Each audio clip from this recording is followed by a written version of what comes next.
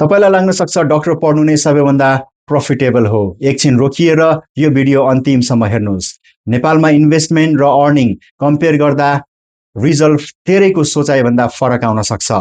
हेरौँ top 10 degrees by ROI। Number 10 MBBS, सम्मान धेरै, इन्भेस्टमेन्ट पनि धेरै। झन्डै 55 देखि 90 लाख रुपियाँ खर्च हुन्छ।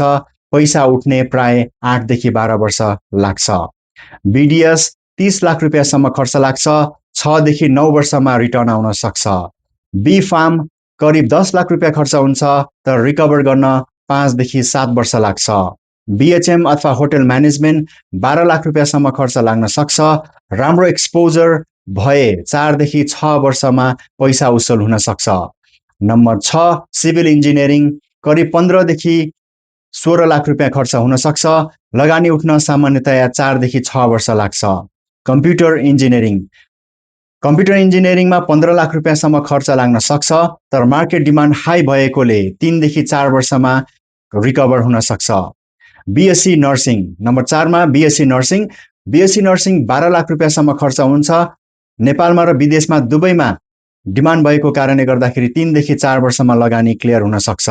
नम्बर 3 BBA अथवा MBA करिब 14 लाख रुपियाँसम्म खर्च लाग्न सक्छ। बैंकिङ र कोअपरेट अफिस अथवा सेक्टरमा राम्रो इन्ट्री पाए 3 देखि 4 वर्षमा पैसा उठ्न सक्छ। नम्बर 2 BSc CSIT अथवा BIT झन्डै 15 लाख रुपियाँ खर्च लाग्छ। हाई डिमान्ड, पेइङ जब र फ्रिलान्सिङ अपर्च्युनिटीले गर्दाखेरि 2 देखि 3 वर्षमा इन्भेस्टमेन्ट बराबर हुन सक्छ।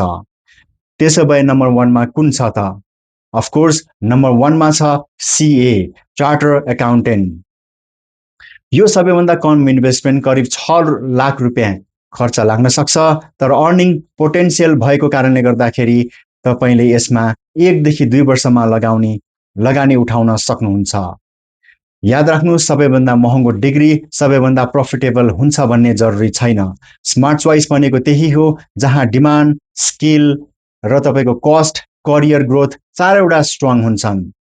अब तपाई भन्नुस् तपाईको चोइसमा कुन पर्छ?